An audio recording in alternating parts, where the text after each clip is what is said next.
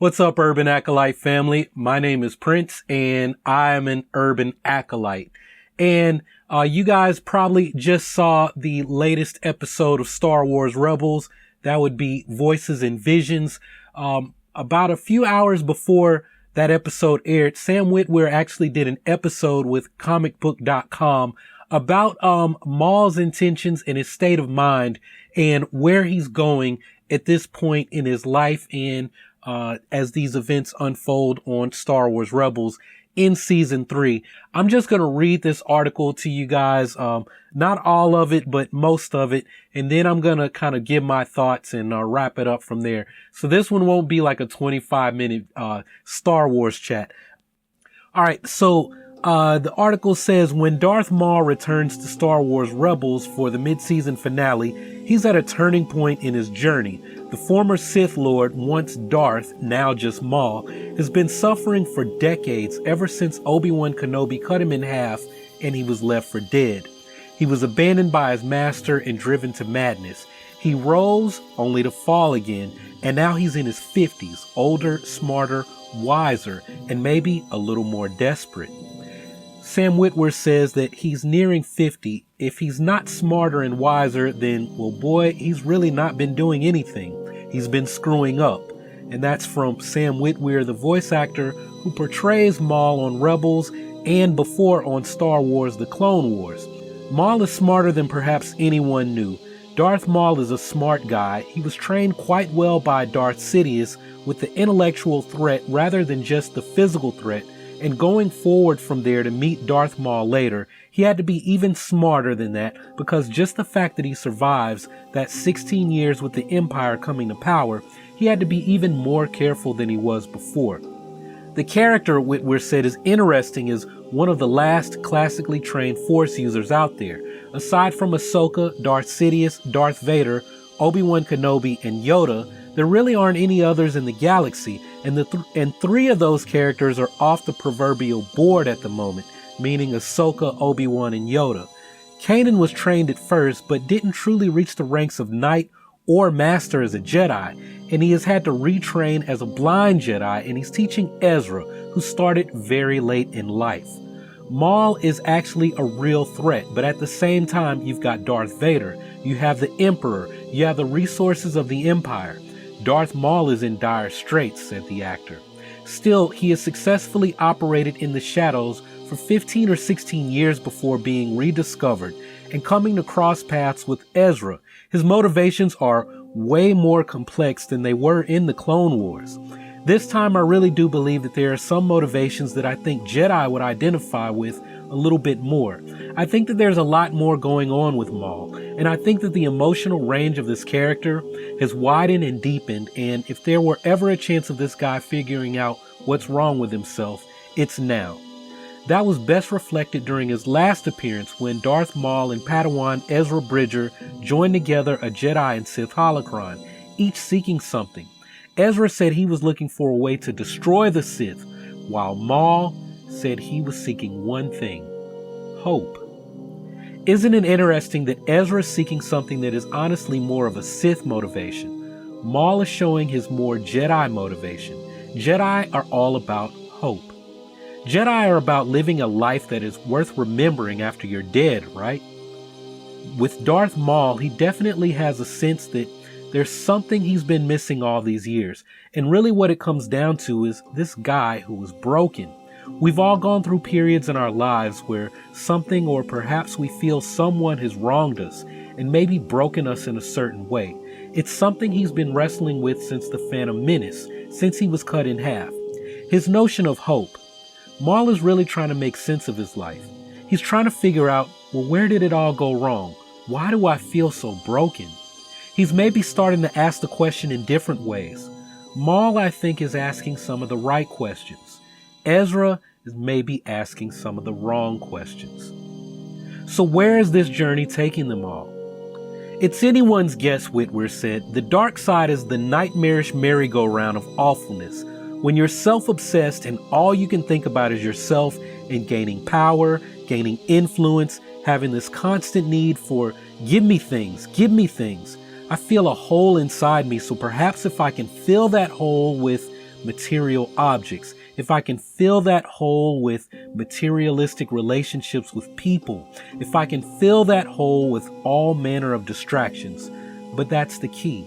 These are only distractions. These will never actually fill that hole. That say, well, Palpatine feels in his heart, or Vader does, or Maul.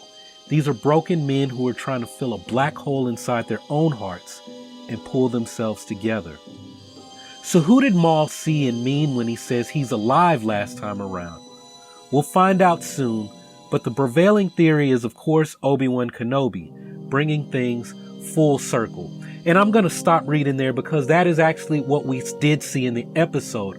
Darth Maul's journey, the journey that broke him, his first mission was to Tatooine, a desert planet with twin suns, where he encountered Qui-Gon Jinn, and he followed them to Naboo to finish off those two Jedi who were becoming aware of the Phantom Menace, the phantom presence of the Sith, led by the true Dark Lord of the Sith, Darth Sidious. Maul was cut in half. He went insane. He was broken and driven by the rage that kept him alive. And when he destroyed Duchess Satine Kryze, and he placed himself at the top of this power structure as Mandalore, the leader of the Mandalorians, the leader of the Shadow Syndicate, he had something that he never had before. He had power. He had an apprentice. He had the opportunity to actually go back and reach out to his mother, Mother Talzin, and bring up the Night Clan, the Night Sisters and Night Brothers of Dathomir. He could do all of that. He could be something new, like a new faction, not just a new political faction, but a new faction of Force user.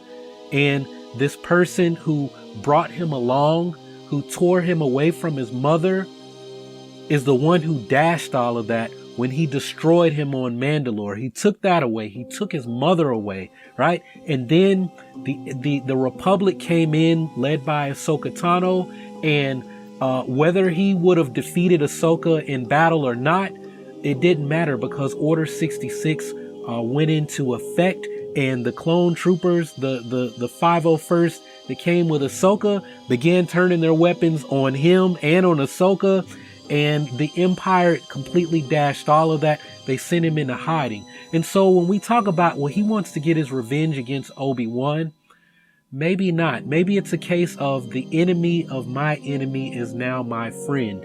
And this person who is the key to defeating the Sith is also a symbol of hope for Maul. So it's interesting. Where will Maul go? What is his journey? What is it going to look like now? Now he's in his 50s, right? And he has no power structure. He cannot take on the Empire. He doesn't have the resources. He's not powerful enough, as he said, to take on Sidious's new apprentice, Lord Vader, Darth Vader. And so we have to wonder, during the events in the original saga, where is Maul if he doesn't meet his end? What is he doing? What is he up to? And will he become Supreme Leader Snoke? That I seriously doubt, because Snoke doesn't have horns, and if you didn't know, Maul's horns are capable of regenerating, right? So I think we can rule out Maul as Snoke. But, you know, the Stupendous Wave offered a great explanation that Maul is the one who will start the Knights of Ren, and they could possibly be a new faction of Force users who have this affinity to the dark side, but they're not darksiders like Sith. And even though Snoke is well versed in the dark side, he wants to bring up this new type of Force user in Kylo Ren, who is the embodiment of the light and the dark. Maybe Maul lays the foundation, the groundwork for that. What if Maul becomes Snoke's first apprentice before Kylo Ren? I'm just offering stuff out there. I'm not putting forth any theories, so I don't want to see anybody say that's an interesting theory. I'm just shooting straight from the dome and asking questions, because that's what we do here. We talk about Star Wars, we ask the questions and wait for the things to fall into place, so we don't get attached to any particular views or fan speculations or fan theories or whatever. we just let the cards fall where they might and go with the Force. So that's all I've got for this one, but I'd like to hear from all of you. What do you think Maul's motivations are as we move forward into the second half of season 3? Do you think Maul is going to meet his end at the end of this season, or will he still continue to be an active participant moving forward into season 4 and possibly season 5 if we get a season 5 of Star Wars Rebels? So if you haven't subscribed already, go ahead, click on that subscribe button down below and take your first steps towards becoming an urban acolyte. Go ahead, join our urban acolyte family and make the commitment to improving yourself through mindfulness practices, through trying to live your life based on the Jedi way or the Sith way, if that works for you. It makes you a better person, and do the work to improve your community, the people around you, right? Make sure you check out my other videos. I've got a lot of stuff on Rebels that'll be coming out over the winter break. Of course, I'll be doing tons of coverage on Rogue One. I'll be posting my non-spoiler review Thursday night. I'll probably post the full review sometime Sunday after I come back from seeing it the second time. I'll be spending Friday and Saturday actually reading the novel. So I'm going to be laying it all out there. It's not going to be like the Doctor Strange review. I actually will post this. And that Doctor Strange review is going to get posted on my other channel, the Bad Mofo Movie channel, where that's a channel that I haven't told anyone about. But that's basically where I'm going to start posting all my non-Star Wars, non-Dragon Ball stuff, so I can keep this channel focused on Star Wars and Dragon Ball. But anyway, make sure you check out some of the other videos that I have already posted and support the channel. But that's all I've got for this one. Thanks for watching. Y'all keep on breathing, and may the Force be with you always.